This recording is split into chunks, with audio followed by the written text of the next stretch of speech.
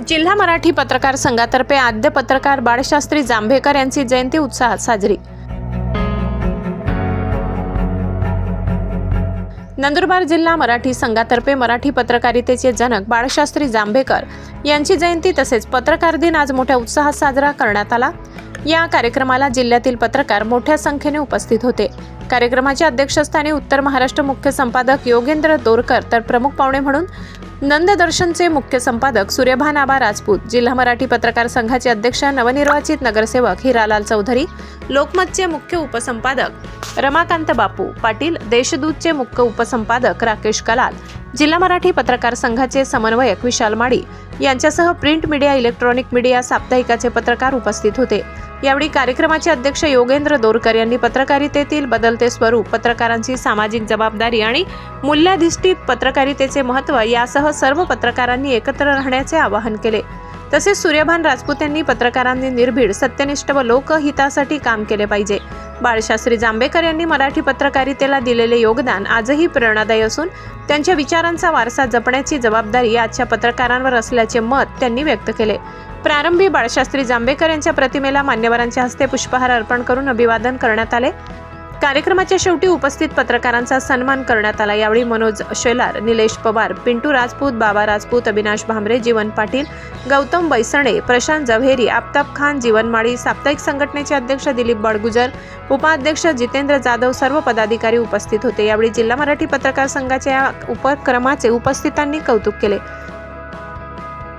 पत्रकार संघाच्या मनोमिलनाबद्दल मी खूप काही बोलेल अशी कृपया अपेक्षा करू नका, कारण जे बोलेल ते सर्व वादग्रस्त असेल। या मनोमिलनात ज्या महत्वाच्या लोकांनी भूमिका बजावली त्यात सर्वात आधी निलेश पवार,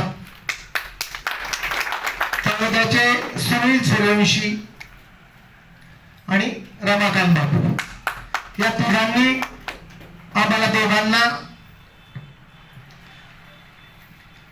अटीतलही टाकल्या, पण इतकं प्रचंड दबाव आणला आमच्यावर दोघांना की बस करा आता तुमचं। आणि आम्ही दोघांनी हे पण मान्य केलं मित्रांनो की हिरालाल भाऊंचं पत्रकार संघात वेगळं असणं त्यांना काहीच फायदा देऊन गेला नाही आणि मलाही काहीच फायदा देऊन गेला नाही। आम्हाला दोघांना प्रचंड वेदना झालेल्या आहेत, पण त्या वेदना सहन करायलाच लागणार होत्या। जेवढे दिवस तेवढे आम्ही 12 वर्षाचे काही वनवास वगैरे काय असतो, 14 वर्ष झाली वाटतं ना। हा, म्हणजे चॅरिटी कमिशनर मध्ये जी केस आहे ना, सर्वात जुनी केस आहे ती पत्रकार संघाची। पत्रकार दिनानिमित्त आपल्याला मी मला शुभेच्छा देतो। नव्हते त्याच्या वेळी आमची युती नाही, ती कोणी तोडून देईल, 2 जण फुटून जातील आणि तुटून जाईल, ती कृपा करून गैरसमज राहू नका देऊ। आजच्या सर्वांचे मनपूर्वक मी आभार मानतो। सहमती असेल मित्र हो, आपण वर्षभर इतरांची कामं करत असतो, लोक भावनेतून समाज प्रबोधन असो, लोकजागृती असो काम करत असतो। आपण दर्पणकार यांना दर्पणकारांनी म्हटल्याप्रमाणे वृत्तपत्र हा समाज जीवनाचा आरसा आहे। आपण प्रस्थापितांना आरसा दाखवण्याचे काम करत असताना मला असं वाटतं की आजच्या पत्रकार दिनी आपण स्वतः त्या दर्पणात डोकावून पाहिलं तर आपलंही आत्मचिंतन होऊ शकेल। खऱ्या अर्थाने पत्रकारांनी समाजभान ठेवणं आवश्यक आहे। ज्या पत्रकारांची पिढी समाजभान ठेवून कार्यरत राहतील ती खरंच सशक्त समाज निर्मिती करते।